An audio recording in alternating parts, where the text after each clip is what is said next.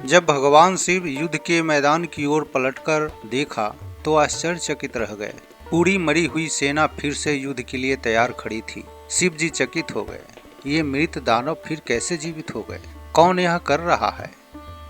उनकी आंखें खोजते हुए शुक्राचार्य को देखा, जो दैत्यों को जीवित करते हुए तेजी से इधर उधर दैत्यों के लाशों के बीच घूम रहे थे। यह देखकर शिव जी क्रोधित हो उठे और उन्हें रोकने के लिए आगे बढ़े। शिव जी ने उन्हें दंड देने के लिए त्रिशूल उठाया ही था, लेकिन शुक्राचार्य बोले, हे देव, मैं एक ब्राह्मण हूँ। यदि आप मुझे मारेंगे तो आपको ब्रह्म हत्या लगेगी। शुक्राचार्य की बात सुनकर शिव जी ठिठक गए।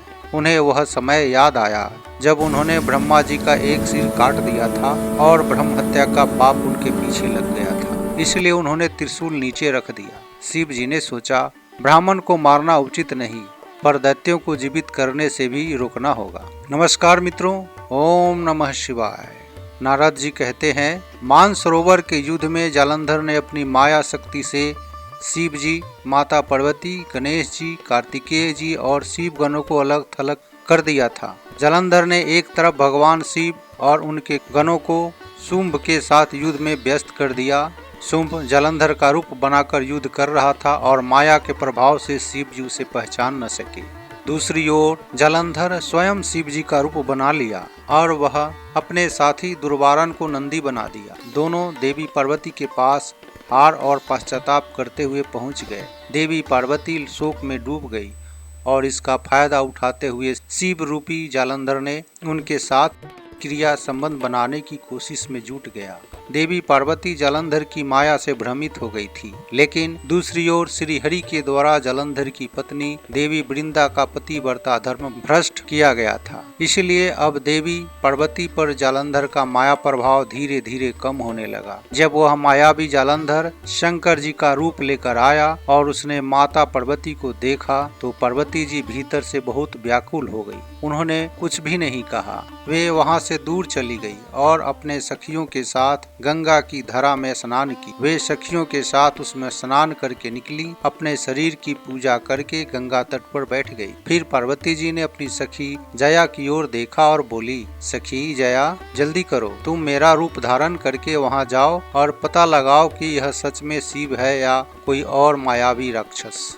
यदि वह तुम्हें पास खींचकर आलिंगन करने लगे तो समझ लेना कि वह कोई असुर है, लेकिन यदि तुम पर क्रोधित होकर तुम्हें डांटे या भला बुरा कहे तो समझ लेना कि वही मेरे शिव है। जब जया वहां पहुंची तो काम वासना से ग्रस्त जालंधर ने उसे पार्वती समझ लिया और उसे गले लगा लिया। ऐसा करते ही जालंधर का तुरंत और उसकी शक्ति समाप्त हो गई। वृंदा का पतिव्रता धर्म भ्रष्ट होते ही भगवान शिव भी माया के भ्रम से बाहर आ गए और जालंधर के रूप बनाए शुंभ को पहचान गए। जालंधर का सारा भेद खुल गया। उन्होंने कुछ ही क्षणों में जालंधर की असुर सेना का सर्वनाश कर दिया। तभी जालंधर की पत्नी वृंदा के श्री विष्णु भगवान द्वारा अपहरण करने की सूचना शुंभ को मिला तो वह युद्ध छोड़कर रुक गया और तुरंत यह खबर चंड और मुंड के द्वारा जालंधर को भेजा।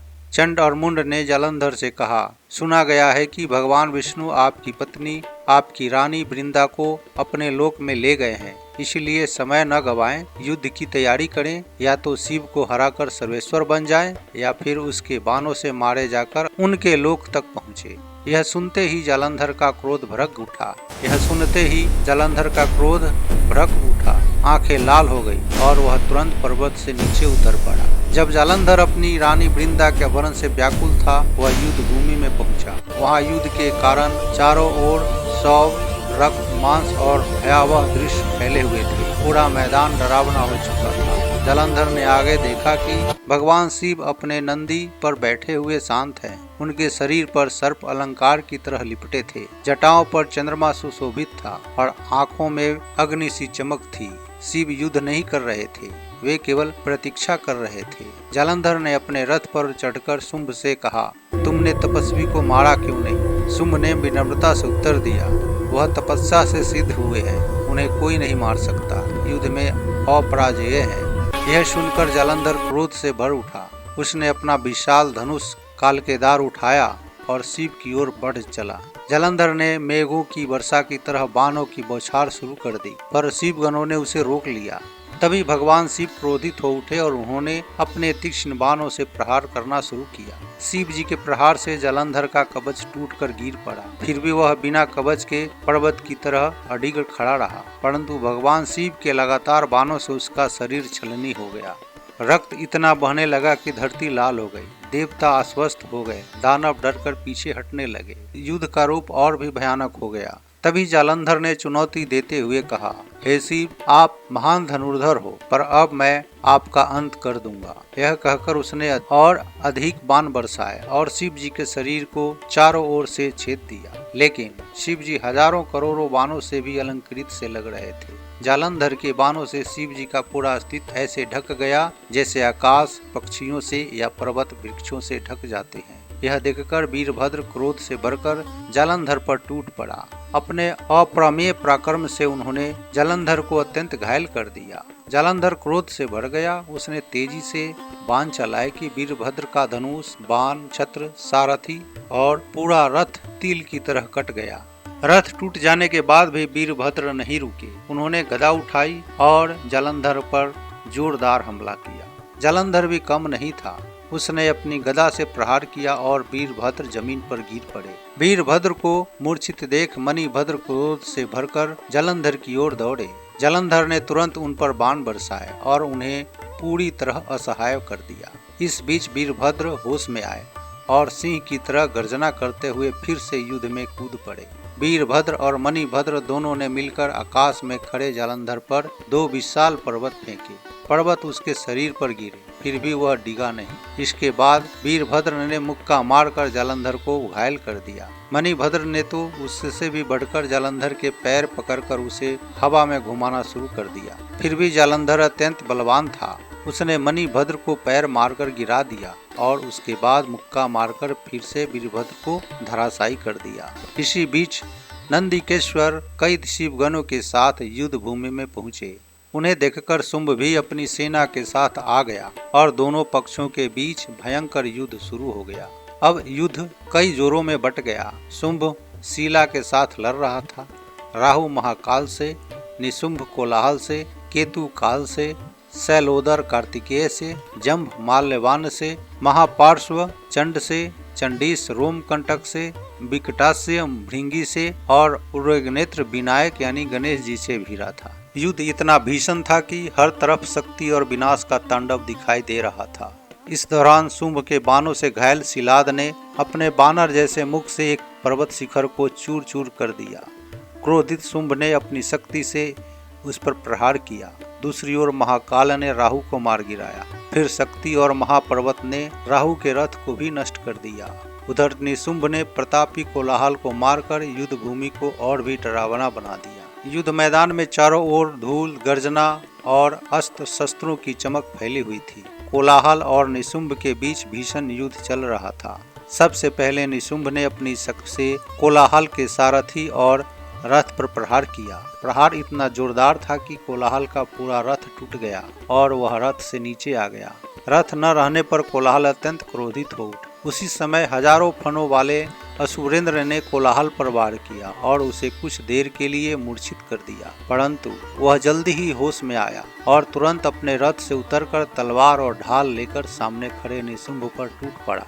कोलाहल ने अपनी तलवार से निशुंभ के रथ को टुकड़े टुकड़े कर दिया। फिर वह तुरंत दूसरे रथ पर चढ़ा और वहां से निशुंभ पर बाणों की वर्षा कर दी। निशुंभ को कोलाहल का यह पराक्रम देखकर आश्चर्य हुआ, पर उसने भी क्रोध में अपनी शक्ति उठाई और कोलाहल के रथ और उसके घोड़ों को नष्ट कर दिया। रथ टूटते ही कोलाहल फिर पैदल हो गया, लेकिन इससे वह और भी उग्र हो गया। वह दौड़कर निशुंभ के पास पहुंचा और अपनी बाहों से निशुंभ के रथ को दबाकर चूर चूर कर दिया।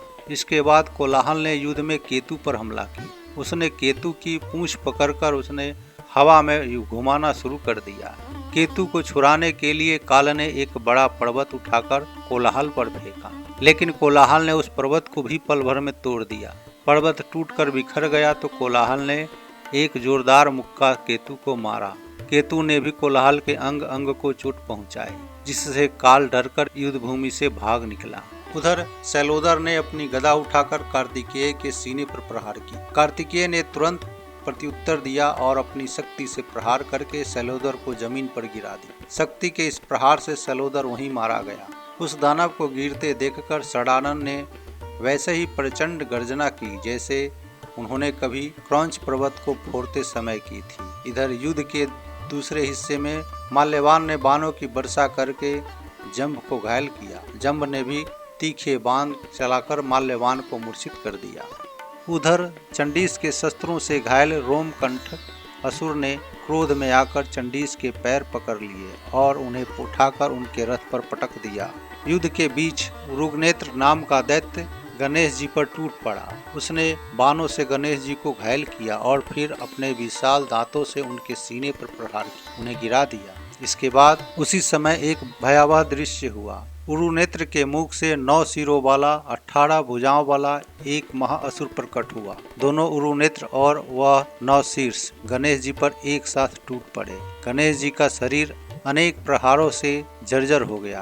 क्रुद्ध होकर गणेश जी ने अपना परशु उठा लिया और दोनों असुरों के हाथियों को काट डाला। तभी कार्तिकेय युद्ध भूमि में पहुँचे। उन्होंने तुरंत 9 शीर्ष पर प्रहार किया और उसे वहीं मार गिराया। फिर उन्होंने उरुनेत्र पर हमला किया और अपनी शक्ति से उरुनेत्र को भी नीचे गिरा दिया। कार्तिकेय को युद्ध करते देखकर जालंधर अपनी विशाल सेना के साथ स्वयं आ गया। अपने पुत्र के लिए चिंतित होकर शिव जी भी अपने गणों के साथ वहां पहुंच गए। इसके बाद दोनों पक्षों में अद्भुत और विभीषिकापूर्ण युद्ध शुरू हो गया। देवों और दैत्यों की सेनाएं आपस में भीषण टकराए। शिव जी और जालंधर के युद्ध का प्रभाव इतना प्रचंड था कि जैसे धरती और आकाश दोनों ही थर्रा उठे हों। क्रोधित जालंधर ने एक अत्यंत शक्तिशाली बाण उठाया जो लाखों धारों से चमक रहा था। उसने यह बाण शिव जी के ललाट पर चलाया। बाण जाकर शिव जी के मस्तक से टकराए। शिव जी के मस्तक में गहराई तक धंस गया और चंद्रमा के समान चमकने लगा। इसके बाद शिव जी ने भी एक अत्यंत प्रचंड अस्त्र उठाया। उसमें पवन, अग्नि, सूर्य, काल और पृथ्वी की सम्मिलित शक्ति मौजूद थी। उन्होंने वह घातक बाण जालंधर के हृदय में उतार दिया। बाण सीने में लगते ही जालंधर का रक्त बहने लगा। वज्र से चोट खाए पर्वत की तरह वह युद्ध भूमि में गिर पड़ा। दैत्य चीखने लगे और शिवगण गर्जना करने लगे। जालंधर के गिरते ही उसकी सुरक्षा के लिए दानव उसे घेर कर खड़े हो गए। कुछ रक्षा करने लगे, कुछ शिव जी को रोकने लगे। जालंधर के मूर्छित रहने तक शिव जी ने उसके चारों ओर खड़ी उसकी सेना का संहार कर दिया। बहुत देर बाद जब जालंधर को होश आया तो उसने देखा कि उसकी पूरी सेना मारी जा चुकी और जो बची थी वह भय से भाग रही थी।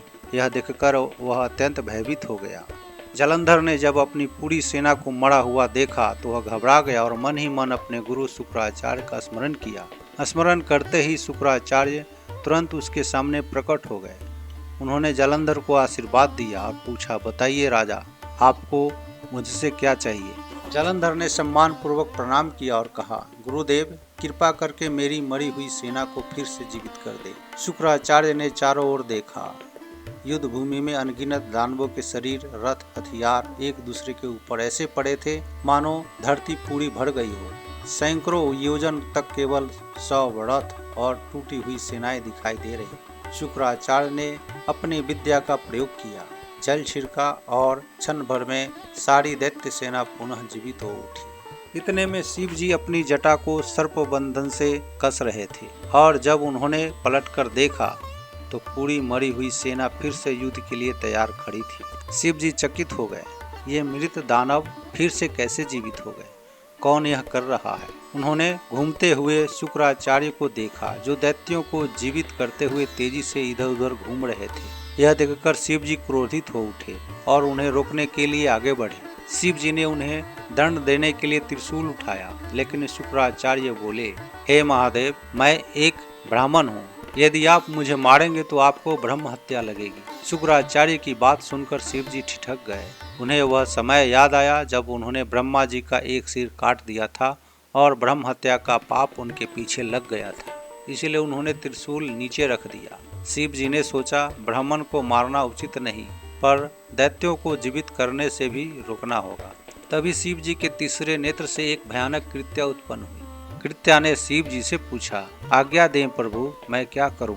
शिव जी ने आदेश दिया, कृत्य, इस दुष्ट शुक्राचार्य को पकड़कर अपनी में डाल दो और जब तक मैं जालंधर को मार न दूं, इन्हें अपने में ही बंद रखो। जालंधर के नाश के बाद उन्हें बाहर निकाल देना। दोस्तों, भगवान शिव ने ऐसा इसीलिए कहा कि जब जालंधर और उसकी असुर सेना जब जीवित ही नहीं रहेगा तो शुक्राचार्य से जीवन का वरदान मांगेगा कौन। अतः आदेश सुनते ही कृत्या शुक्राचार्य की ओर दौड़ी। उसे आते देख शुक्राचार्य जमीन पर गिर पड़े, लेकिन कृत्या ने उनके बाल पकड़कर उन्हें घसीटा, फिर भयावह हंसी के साथ उन्हें अपने में समा लिया।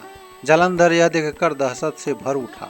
वह तुरंत बाणों का संधान करने लगा, लेकिन उससे पहले कृत्या वहां से अंतर्ध्यान हो गई, अपने साथ गुरु शुक्राचार्य को लेकर। मित्रों, युद्ध कथा यहीं खत्म नहीं हुई। आगे की कथा देखिए अगले वीडियो में। जय जय शिव शंकर, हर हर महादेव।